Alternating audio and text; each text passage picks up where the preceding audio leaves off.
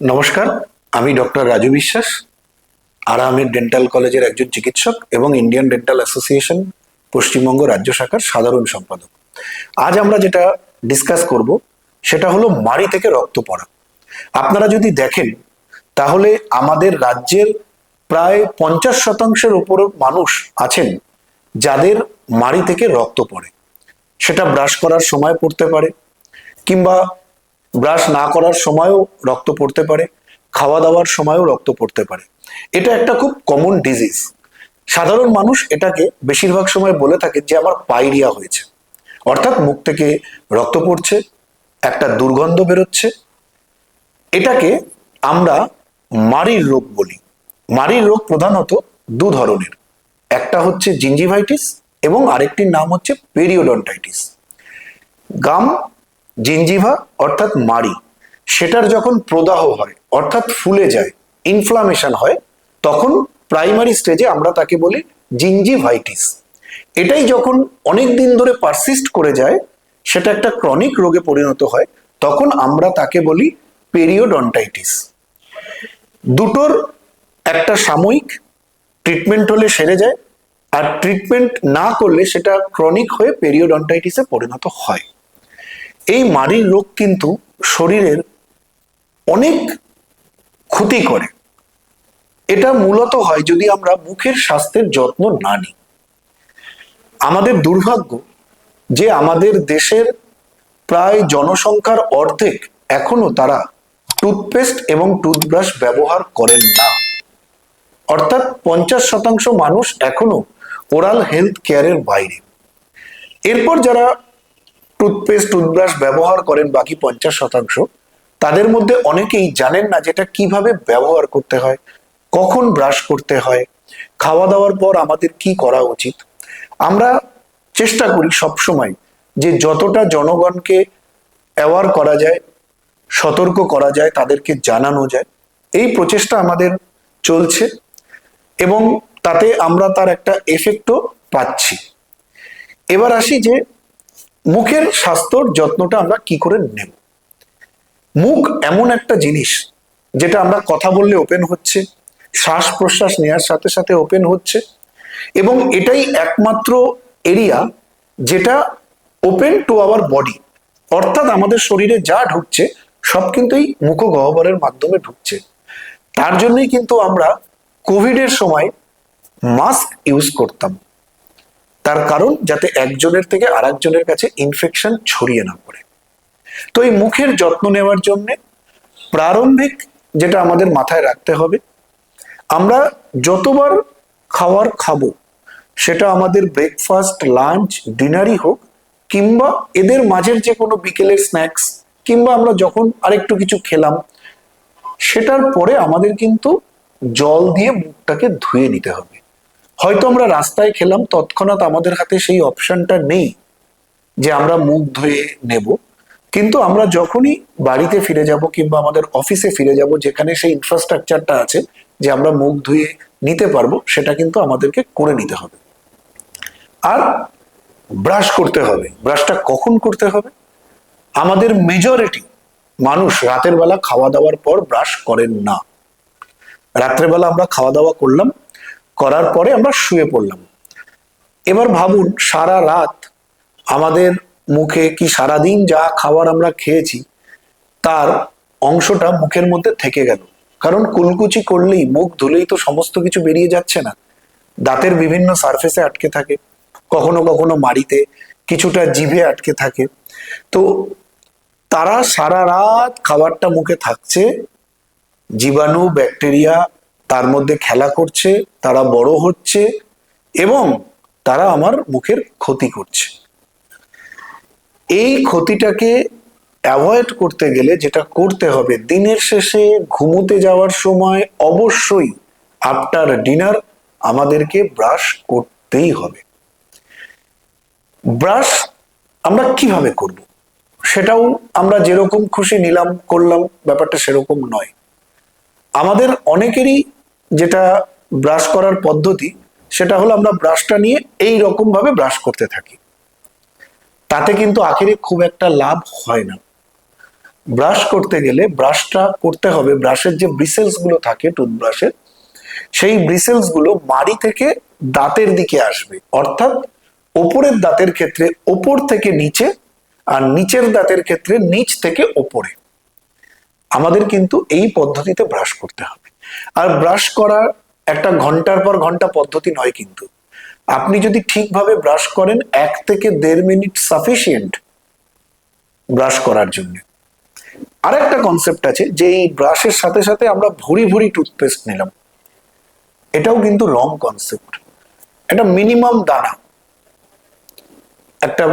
Minimum দানা toothpaste নিলেই, মানে আমাদের যদি ব্রাশের ব্রিসেলসের জায়গাটা দেখি সেটার হাফ সারফেসের যদি আমরা নিই তাহলেই কিন্তু যথেষ্ট।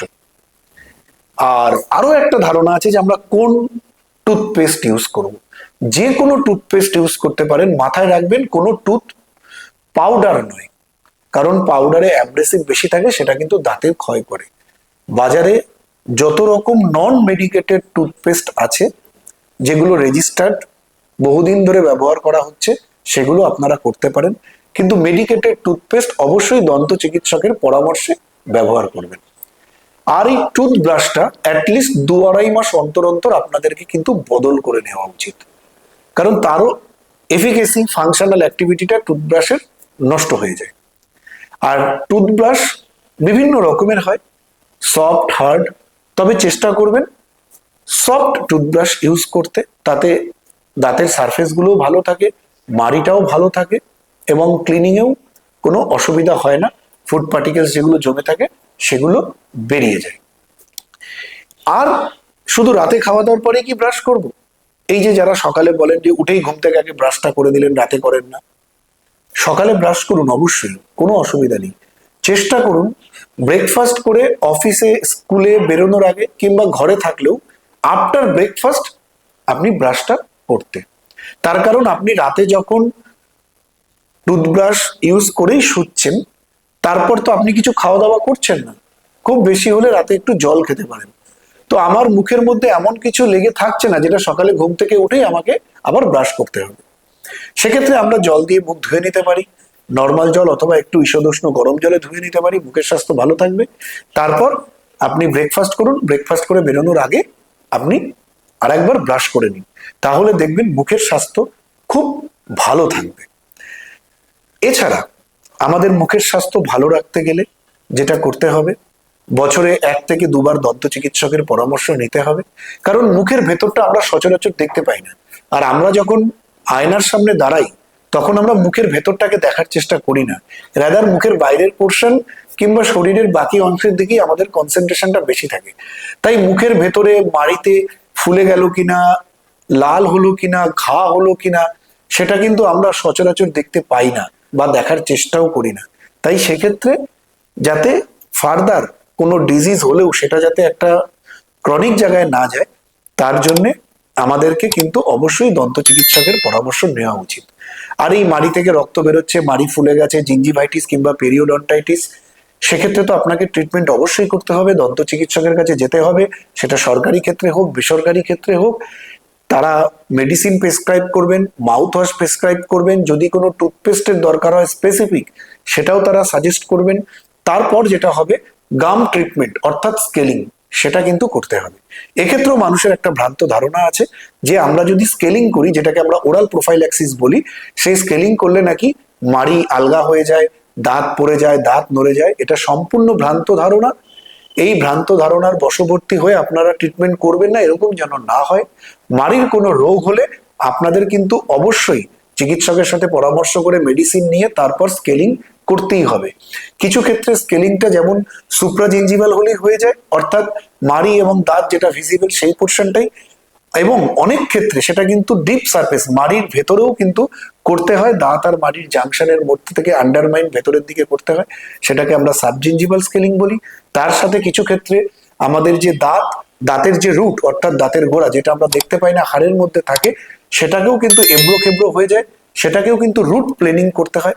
এরকম গাম ডিজিজ তার প্রচুর ট্রিটমেন্ট আছে, এবং ট্রিটমেন্ট করলে মেজরিটি ক্ষেত্রে সম্পূর্ণ সুস্থ হয়ে যায়। খালি নির্ভর করছে আপনি কোন সময় কখন চিকিৎসকের কাছে যাচ্ছেন, তার পরামর্শ নিচ্ছেন এবং পরামর্শটা শুনে সঠিকভাবে আপনি ট্রিটমেন্টটা করাচ্ছেন কিনা। আর এই মুখের স্বাস্থ্য যদি ভালো না থাকে, মাড়ি থেকে রক্ত পড়ছে, মাড়ি ফুলে যাচ্ছে, মুখ থেকে দুর্গন্ধ হচ্ছে, সেক্ষেত্রে কিন্তু আপনার এই ব্যাড ওরাল হেলথের জন্য ব্লাড প্রেশার বাড়বে এবং ব্লাড সুগার লেভেল কিন্তু বেড়ে যাবে। এটা মুখের স্বাস্থ্যের সাথে ব্লাড প্রেশার এবং ব্লাড সুগার এক্সট্রিমলি রিলেটেড। এটা নিয়ে আমাদের বিভিন্ন ক্ষেত্রে গবেষণা হয়েছে, এখনো গবেষণা চলছে, এবং এই গবেষণার রেজাল্ট কিন্তু এটাই যে মুখের স্বাস্থ্যকে যদি আমরা ভালো রাখতে পারি, মাড়ির স্বাস্থ্যকে যদি আমরা ভালো রাখতে পারি, তাহলে কিন্তু আমার ব্লাড সুগার লেভেলটা অনেকটা কম থাকবে, আর আমার ব্লাড প্রেশার লেভেলটাও কিন্তু অনেকটা নর্মালের দিকে থাকবে। ভিটামিনের অভাব থেকেও কিন্তু এই মাড়ির রোগ হতে পারে। এই ভিটামিন সাপ্লিমেন্ট কিন্তু মানে নিউট্রিশন ভিটামিন, এই সাপ্লিমেন্টটা কিন্তু আমাদের খুব দরকার। স্পেসিফিক ভিটামিন সি, এই ভিটামিন সি সাপ্লিমেন্টটা কিন্তু খুব দরকার মাড়ির স্বাস্থ্যকে ভালো রাখতে গেলে, মুখের স্বাস্থ্যকে ভালো রাখতে গেলে। তাই ভিটামিনের অভাব হলে এগুলো হতে পারে। তাই আমাদেরকে কিন্তু চিকিৎসকের পরামর্শ নিয়ে দরকার হলে যে সমস্ত ভিটামিনের প্রয়োজন আমাদের মনে হবে, আমাদের কিন্তু সেটা প্রেসক্রাইব করতে হবে এবং সেটা কিন্তু আপনাদেরকে খেতে হবে।